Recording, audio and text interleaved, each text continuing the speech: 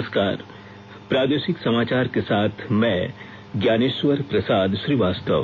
पहले मुख्य समाचार। अब तक अनारक्षित वर्ग के सभी समुदाय के गरीबों के लिए 10% आरक्षण वाला संविधान संशोधन विधेयक राज्यसभा में पेश, चर्चा जारी। राजधानी रांची में आयोजित होने वाले ग्लोबल स्किल समिट की तैयारी पूरी, 1 लाख युवाओं को निजी क्षेत्र में मिलेगा रोजगार। रांची में हुई प्रदेश भाजपा कोर कमेटी की बैठक। लोकसभा चुनाव प्रभारी मंगल पांडे ने कहा, पार्टी कार्यकर्ता केंद्र तथा राज्य सरकार की उपलब्धियों को जन जन तक ले जाएंगे। और राज्यपाल द्रौपदी मुर्मू ने कहा, राज्य सरकार समेकित जनजातीय विकास अभिकरण को मजबूत बनाए। और अब समाचार विस्तार से।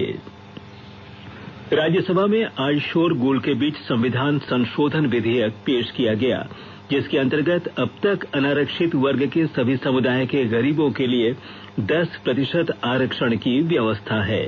यह 124वां संविधान संशोधन विधेयक 2019 है। इस विधेयक को लोकसभा ने कल पारित कर दिया था। राज्यसभा में विधेयक पेश करते हुए सामाजिक न्याय और अधिकारिता मंत्री थावरचंद गहलोत ने कहा कि इससे देश के गरीब लोगों का उत्थान होगा। उन्होंने कहा कि इसका उद्देश्य सामान्य वर्ग के कमजोर लोगों का आर्थिक और शैक्षणिक सशक्तिकरण करना है। जैसे ही सदन में बिल पेश किया गया, डीएमके सदस्य कन्नी मोई ने आपत्ति प्रकट करते हुए कहा कि इसे प्रवर समिति के पास भेजा जाए। कांग्रेस और कुछ अन्य विपक्षी सदस्य विधेयक का विरोध करते हुए सदन के बीचों बीच आ गए। प्रधानमंत्री नरेंद्र मोदी ने कहा कि उनकी सरकार का यह प्रयास है कि हरेक गरीब व्यक्ति बिना किसी भेदभाव के गरिमापूर्ण जीवन जिए और उसे सभी संभव अवसर प्राप्त हों। आज महाराष्ट्र के सोलापुर में एक जनसभा में उन्होंने कहा कि उनकी सरकार सबका साथ सबका विकास के सिद्धांत के लिए प्रतिबद्ध है। लोकसभा में सामान्य वर्ग के कमजोर तबकों के लिए शिक्षा और रोजगार में 10% आरक्षण संबंधी 124वें संविधान संशोधन पारित होने के बारे में श्री मोदी ने कहा कि यह देश के इतिहास में युगांतकारी कदम है। सामान्य वर्ग के गरीबों को 10% आरक्षण पर मोहर लगाकर सबका साथ सबका विकास के मंत्र को और मजबूत करने का काम किया गया है। हर वर्ग को आगे बढ़ने का अवसर मिले, अन्याय की भावना खत्म हो, गरीब भले ही वो किसी भी क्षेत्र का हो, उसे विकास का पूरा लाभ मिले, अवसरों में प्राथमिकता मिले। इस संकल्प के साथ भारतीय जनता पार्टी आपके उज्जवल भविष्य के लिए समर्पित है। राजधानी रांची में आयोजित होने वाले ग्लोबल स्किल समिट की तैयारी पूरी कर ली गई है। रांची के खेलगांव में होने वाले इस कार्यक्रम में राज्य सरकार ने 1 लाख युवाओं को निजी क्षेत्र में रोजगार के लिए नियुक्ति पत्र सौंपने का लक्ष्य रखा है। समिट को लेकर 1 लाख से अधिक युवाओं का पंजीकरण किया जा चुका है। कौशल प्रशिक्षण लेने वाले राज्य के 1 लाख युवाओं को देश की अलग अलग कंपनियों की ओर से नौकरी का ऑफर लेटर मुहैया करा दिया गया है। कल समारोह में 10 युवाओं को सांकेतिक रूप से नियुक्ति पत्र सौंपा जाएगा। समिट में राज्यपाल द्रौपदी मुर्मू, पेट्रोलियम, प्राकृतिक गैस और कौशल विकास सह उद्यमिता मंत्री धैर्येंद्र प्रधान, मुख्यमंत्री रघुवर दास, नागरिक उड्डयन राज्य मंत्री जयंत सिन्हा सहित कई मंत्री और विधायक मौजूद रहेंगे। इस कार्यक्रम में 17 देशों के डेलीगेट्स और 7 देशों के एम्बेसडर के अलावा 19 सेक्टर स्किल काउंसिल के सीईओ मौजूद रहने की संभावना है। इस दौरान दूसरे देशों से आए डेलीगेट्स अपने अपने देशों में कौशल विकास के तहत कैसे युवाओं को रोजगार दिया जाता है, इसके अनुभव साझा करेंगे। झारखंड स्किल मिशन सोसाइटी के मिशन डायरेक्टर रवि रंजन ने बताया कि सबसे ज्यादा रांची के करीब 21,000 युवाओं को ऑफर लेटर मिला है। बोकारो जिले के ग्रामीण क्षेत्रों में जलापूर्ति योजना पर तेजी से काम किया जा रहा है। एक रिपोर्ट।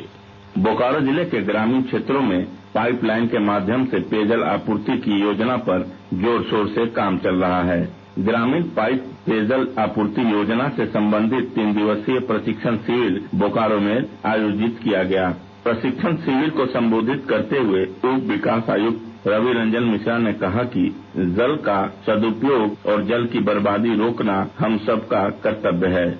उन्होंने प्रशिक्षणार्थियों को बताया कि वर्षा जल संग्रह के लिए लोगों को प्रेरित करना हम सभी का कर्तव्य और दायित्व है। मनोज कुमार, आकाशवाणी समाचार, बोकारो।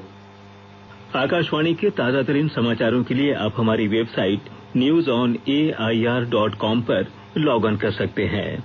ताजा समाचार ट्विटर @AIR News Alerts और Facebook page all India radio news पर भी उपलब्ध है। प्रादेशिक समाचार आप आकाशवाणी रांची से सुन रहे हैं। बिहार के स्वास्थ्य मंत्री और प्रदेश भाजपा के लोकसभा चुनाव प्रभारी मंगल पांडे ने कहा है कि पार्टी कार्यकर्ताओं नेताओं की मदद से केंद्र तथा राज्य सरकार की उपलब्धियों को जन जन तक पहुंचाई जाएगी। वे रांची स्थित पार्टी कार्यालय में प्रदेश भाजपा कोर कमेटी और लोकसभा संचालन समिति की बैठक के बाद आज पत्रकारों से बातचीत कर रहे थे। श्री पांडे ने कहा कि प्रधानमंत्री नरेंद्र मोदी के 4.5 वर्षों से अधिक कार्यकाल के दौरान हर क्षेत्र में विकास की गति में तेजी आई है और सरकार लोगों का विश्वास जीतने में सफल रही है। भाजपा कोर कमेटी और लोकसभा संचालन समिति की बैठक में मौजूदा राजनीतिक हालात और आगामी चुनाव को लेकर चर्चा हुई। इस बैठक में प्रदेश अध्यक्ष लक्ष्मण गिलुवा, मुख्यमंत्री रघुवर दास, लोकसभा चुनाव के झारखंड प्रभारी मंगल पांडे, पूर्व मुख्यमंत्री अर्जुन मुंडा, केंद्रीय मंत्री सुदर्शन भगत और जयंत सिन्हा समेत अन्य नेता मौजूद थे। बैठक में राज्य की मौजूदा राजनीतिक हालात और आगामी लोकसभा चुनाव को लेकर बैठक में चर्चा हुई। साथ ही वर्तमान की राजनीतिक परिस्थितियों में संगठन को मजबूत करने और तैयारियों की भी समीक्षा की गई। राज्यपाल द्रौपदी मुर्मू ने राज्य सरकार से समेकित जनजातीय विकास अभिकरण को मजबूत बनाए जाने की वकालत की। उन्होंने कहा कि यह विभाग अन्य विभागों के बचे कार्यों को जन जन तक पहुंचाने का काम करता है। राज्यपाल आज रांची के आर्यभट्ट सभागार में समेकित जनजातीय विकास अभिकरण द्वारा आयोजित कार्यक्रम को संबोधित कर रही थीं।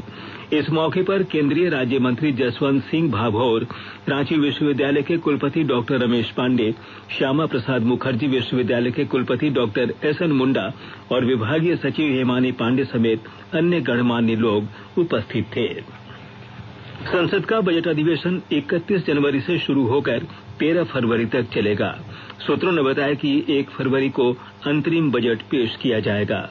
राजनीतिक मामलों की मंत्रिमंडलीय समिति की आज दोपहर नई दिल्ली में हुई बैठक में इस बारे में फैसला लिया गया। धनबाद में 4 दिवसीय आर्ट फेयर में 18 देशों के कलाकार भाग ले रहे हैं। हमारे संवाददाता की एक रिपोर्ट।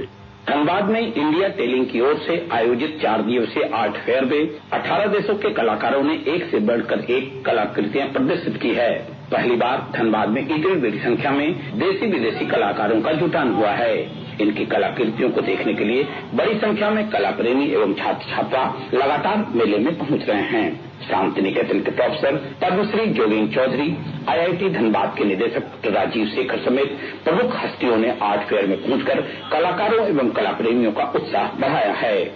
अजय कुमार सिन्हा, आकाशवाणी समाचार, धनबाद।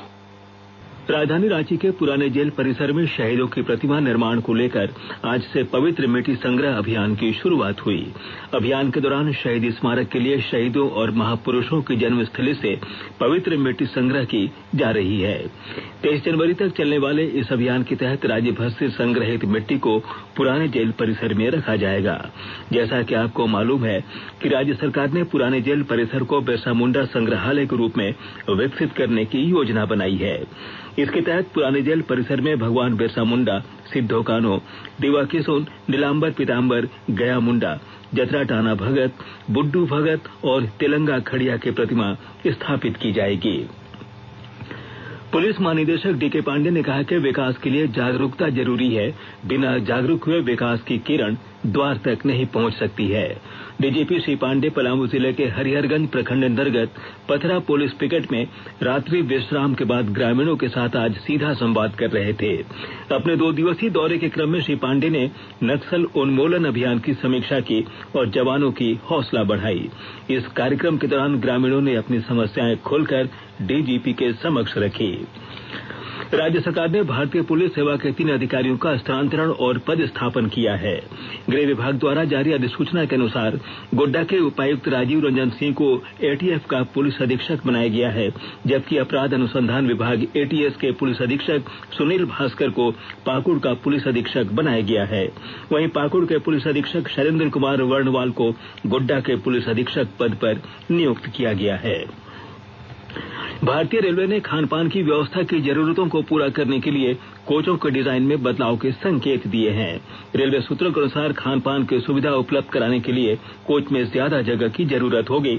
इसे ध्यान में रखते हुए 2 सीटें कम करके पर्याप्त स्थान बनाया जाएगा।